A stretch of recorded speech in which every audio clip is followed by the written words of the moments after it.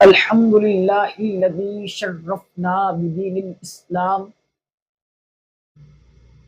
والصلاة والسلام علی حبیبہ سید الانام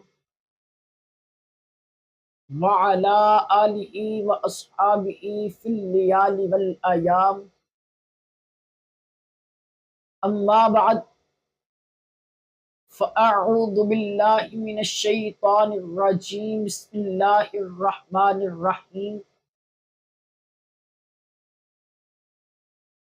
قال اللہ تبارک و تعالی فی کلام المجید والفرقان الحمید یا ایھا الذین آمنوا کتب علیکم الصیام کما کتب علی الذین من قبلکم لعلکم تتقون صدق اللہ العظیم ثم قال اللہ تبارک و تعالی فی شان حبیبہ ان اللہ و ملائکتہ یصلون علی النبی یا ایھا الذین آمنوا صلوا علیہ وسلموا تسلیما الصلاۃ والسلام علیک یا سیدی یا رسول اللہ الصلاۃ والسلام علیک یا سیدی یا حبیب اللہ الصلاۃ والسلام علیک یا امام الانبیاء والمرسلین وعلی آلک واصحابک یا جد الحسن والحسین۔ محترم سامعین حضرات، اللہ تعالیٰ کی فضل و توفیق سے آج ہم سب حاضر ہیں۔ دعا گو خلاق عالم میری زبان پہ کلمت الحق جاری فرمائے۔ سامعین محتشم،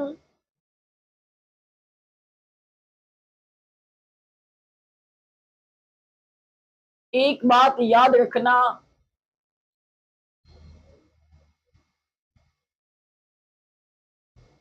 کہ اللہ تعالیٰ کا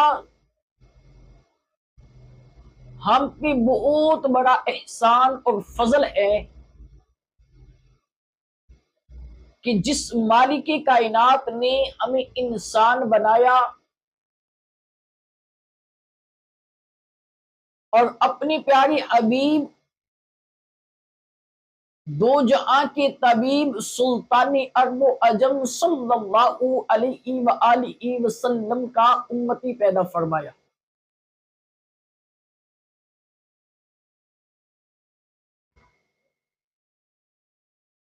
ہمیں چاہیے کہ ہم اپنی زندگی ایسی گزاریں جس طرح اللہ اور اس کے رسول نے ہمیں زندگی بسر کرنے کا حکم ارشاد فرمایا۔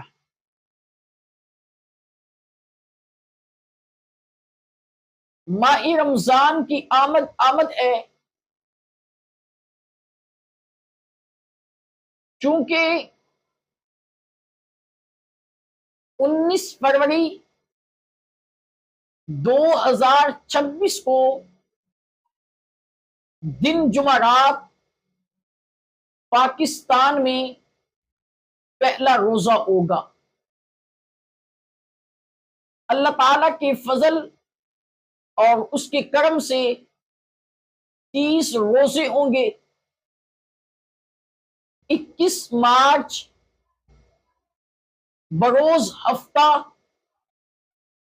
پاکستان میں عید الفطر ہوگی۔ چاند دونوں صاف دکھائی دیں گے۔ اللہ کی رحمت اور اس کے فضل و کرم سے۔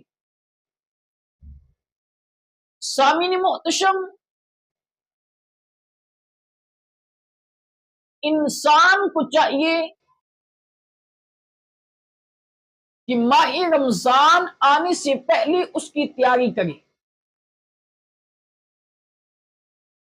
چونکہ نماز کے بعد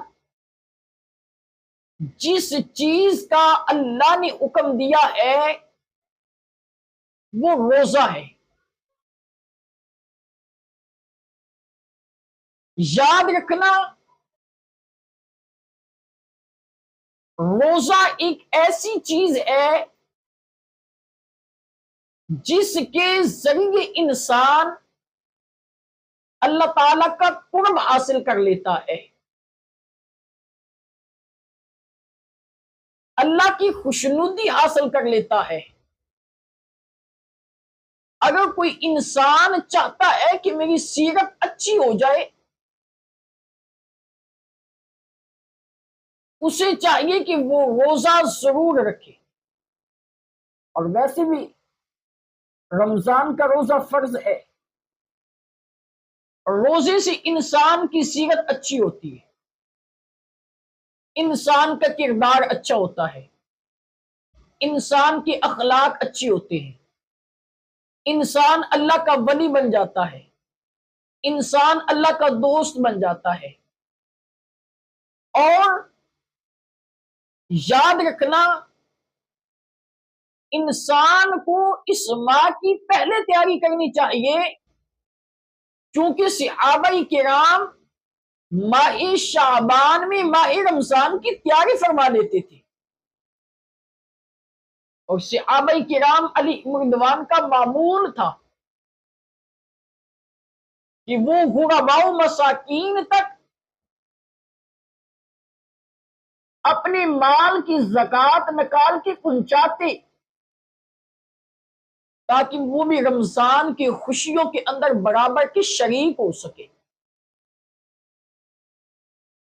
اللہ جل شانہ نے قرآن مجید کے اندر ارشاد فرمایا، یا ایھا الذین آمنو، اے ایمان والو، کتب علیکم الصیام، تم پر رمضان کے روزے فرض کیے گئے، کما کتب علی الذین من قبلکم، جیسے تم سے پہلے لوگوں پہ رمضان کے روزے فرض تھے، لعلکم تتقون، تاکہ تم پرہیزگار بن جاؤ. قرآن پاک کی اسلوب کی طرف دیکھیں کہ کتنا پیارا، کتنا کمال کا اسلوب ہے. اللہ تعالی نے اس آیت مقدسہ کا آغاز یا ایھا الذین آمنو سے فرمایا.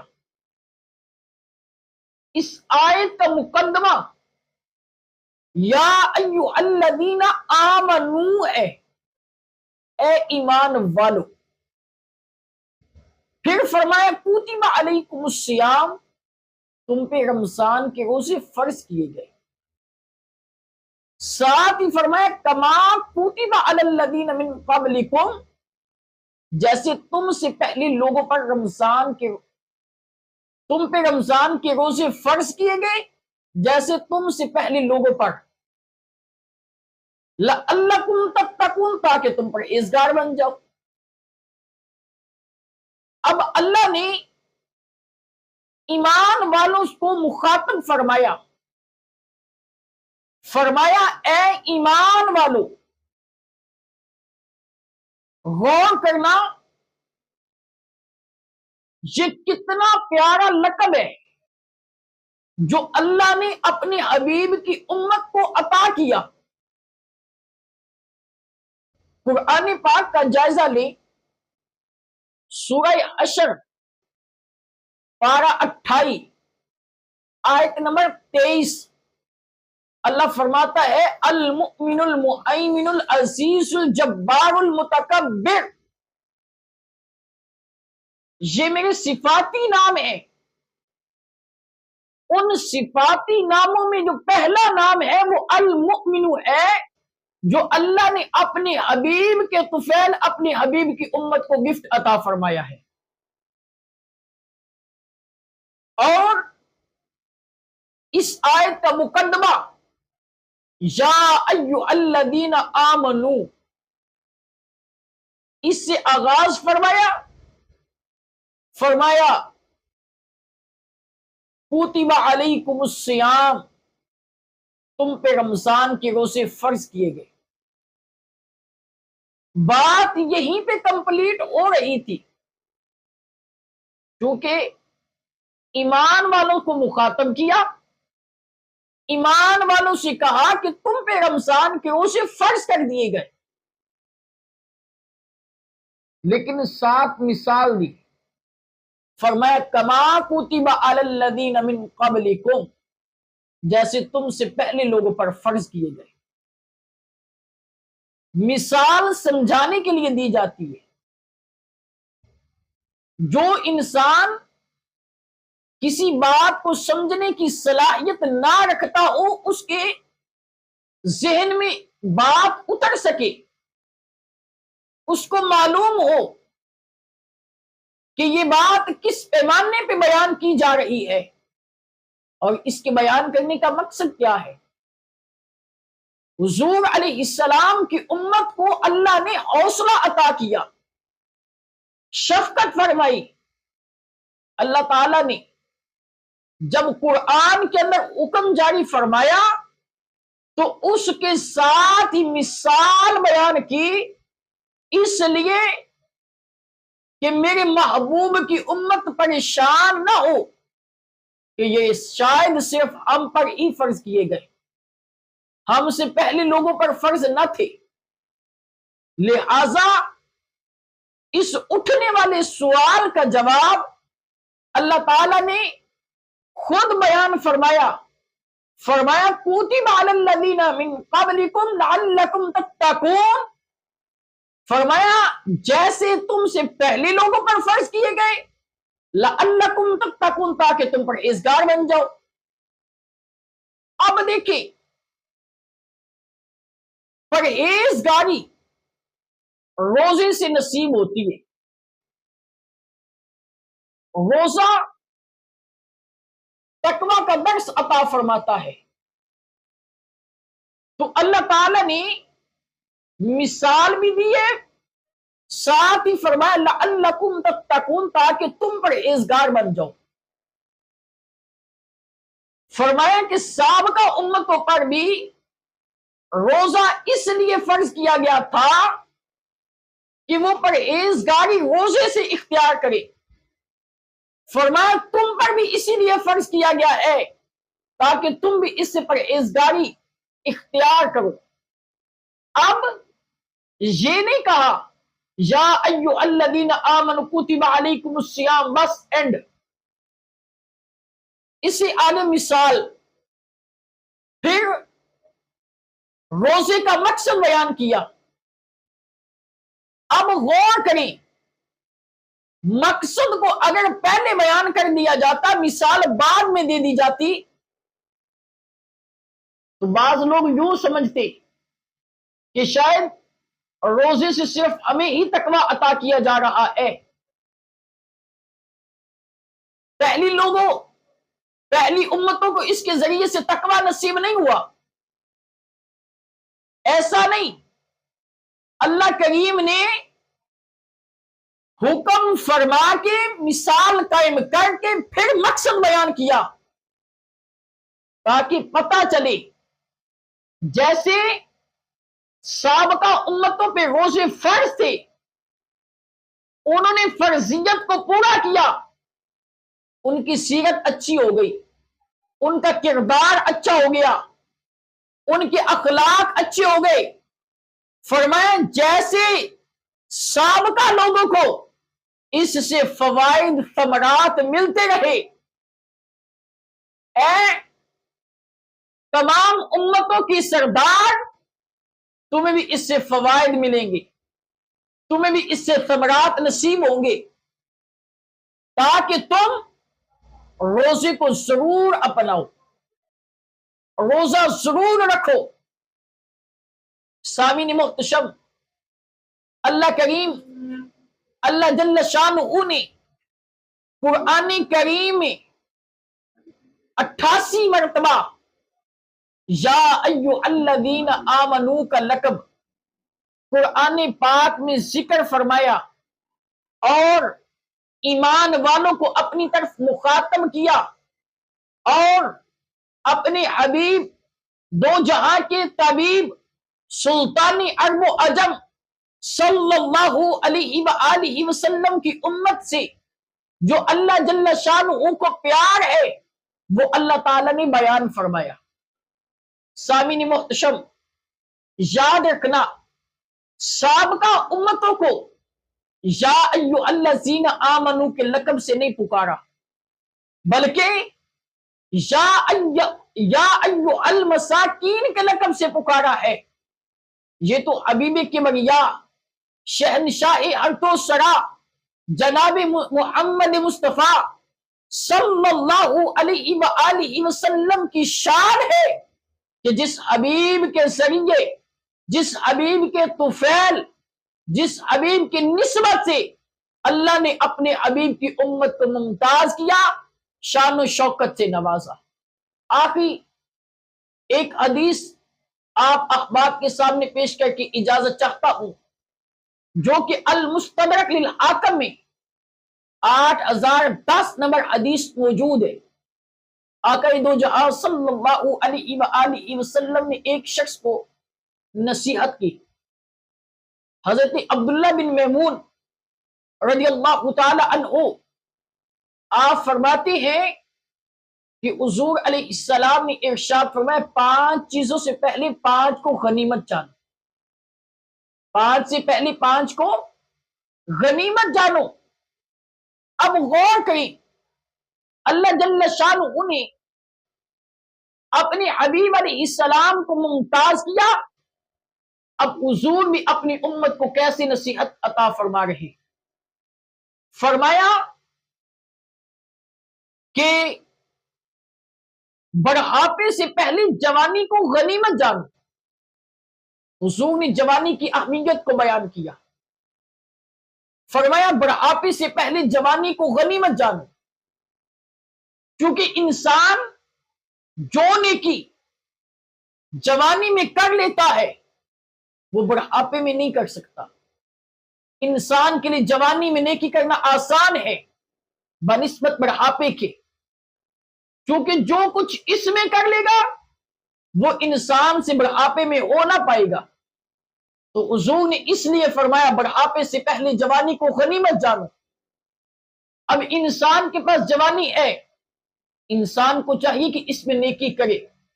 ماہ رمضان آیا تو ہر جوان شخص کو اس سے فائدہ اٹھاتے ہوئے چاہیے کہ وہ رمضان کا روزہ رکھے، اور حضور سرور کونین علیہ السلام نے ارشاد فرمایا غربت سے پہلے مالداری کو غنیمت جانو۔ حضور سرور کونین علیہ السلام نے یہاں پہ مالداری کی اہمیت کو واضح کر دیا۔ غور کرنا، مالدار شخص کو چاہیے کہ وہ شریعت کے تقاضے کے مطابق اپنے مال سے زکوٰۃ نکالے، راہ خدا میں خرچ کرے، غرباء کا، مساکین کا حق ان کے گھر تک پہنچائے، چونکہ 100 روپے میں سے 2.5 روپے انسان کو چاہیے کہ وہ راہ خدا میں خرچ کرے۔ اگر دیکھا جائے تو 1 لاکھ پہ 2500 زکوٰۃ بنتی ہے۔ انسان 1 لاکھ کا مالک ہے تو وہ 97,500 اپنے پاس رکھے، 2500 اللہ کی راہ میں خرچ کر دے، تو اس سے انسان کے مال میں کمی نہیں آئے گی، بلکہ اللہ تعالیٰ اس کے مال میں اضافہ کر دے گا۔ تو یہاں پر مالداری کی اہمیت بیان کر دی، وہاں پہ جوانی کی اہمیت بیان کر دی۔ انسان کو جوانی کی بھی قدر کرنی چاہیے، مالداری کی بھی قدر کرنی چاہیے کہ یہ اللہ تعالیٰ کی نعمت ہے۔ جب انسان نعمت کی قدر کرتا ہے اللہ تعالیٰ اس کی نعمت کے اندر اضافہ کر دیتا ہے۔ جب انسان سے نعمت چلی جائے اس وقت انسان پچھتائے تو پھر کیا؟ اس وقت کا پچھتاوا کسی کام کا نہیں ہے۔ تو سامعین محتشم، तीसरी बात, मेरी करीम आका अलैहिस्सलाम ने इरशाद फरमाया, मसरूफियत से पहले फरागत को गनीमत जानो। इंसान फारिग हो, उसके लिए नेकी करना आसान है, नमाज पढ़ना आसान है, रोजा रखना आसान है, दीगर मुआमलात के अंदर इंसान अपने को ढाल सकता है, वो दीनी किताबों का मुताला आसानी से कर सकता है, वो मस्जिद तक आसानी जा सकता है क्योंकि उसके पास फरागत की नेमत है। दीगर जो भी मामलात है वो बहुत आसानी कर सकता है। हुजूर अलैहिस्सलाम ने इरशाद फरमाया, मसरूफियत से पहले फरागत को गनीमत जानो। जैसे हुजूर ने इरशाद फरमाया, गुर्बत से पहले मालदारी को गनीमत जानो, बुढ़ापे से पहले जवानी को गनीमत जानो, उसी तरह फरमाया मसरूफियत से पहले फरागत को गनीमत जानो। और बुखारी शरीफ में हुजूर अलैहिस्सलाम की हदीस मौजूद है, आका अलैहिस्सलाम इरशाद फरमाते हैं, इंसान दो चीजों की कदर नहीं करता। फरमाया एक सेहत की कदर नहीं करता, फरमाया दूसरा फरागत की कदर नहीं करता। इंसान को चाहिए कि वो सेहत की भी कदर करे, फरागत की भी कदर करे। हुजूर सरवर कौनैन अलैहिस्सलाम की इसी हदीस का चौथा जुज, जो अल मुस्तदरक लिल हाकिम के हवाला से मैंने अर्ज की, 3 जुज़इयात, हुजूर फरमाते हैं कि बीमारी से पहले सेहत को गनीमत जानो। इंसान के पास सेहत है, इंसान को चाहिए कि वो नेकी कर ले, न जाने फिर इंसान को वो दिन मयस्सर आए या ना आए। हुजूर सरवर कौनैन अलैहिस्सलाम ने इरशाद फरमाया, मौत से पहले हयात को गनीमत जानो। इंसान के पास जिंदगी एक बार आई, बार बार लौट के कभी नहीं आएगी, पलट के जिंदगी दोबारा ना आएगी। याद रखना, इंसान के पास जिंदगी है, इसके अंदर कर ले जो कुछ करना है। ये इंसान के लिए उखरवी सामान इकट्ठा करने का एक पीरियड है जिसके अंदर इंसान जो कुछ करना चाहता है वो कर ले। तो सामिन मोहतशम, माह रमजान की आमद है। इस्तिकबाल रमजान की सूरत में आपके सामने चंद बातें पेश की हैं। तो इंसान को चाहिए कि वो रमजान का इस्तिकबाल सही मानों में करे। अल्लाह जल्ल शानुहु ने कुरान मजीद में इरशाद फरमाया, मन जाअ बिल हसनति फलहु अशरु अमसालिहा। जो एक नेकी करता है उसको अल्लाह जल्ल शानुहु 10 बार जज़ा अता फरमाता है। अगर इंसान 1 रुपए खर्च करेगा, अल्लाह जल्ल शानुहु उसको 10 गुना अजर अता फरमाएगा। ये कम अज कम नेकी की जज़ा है।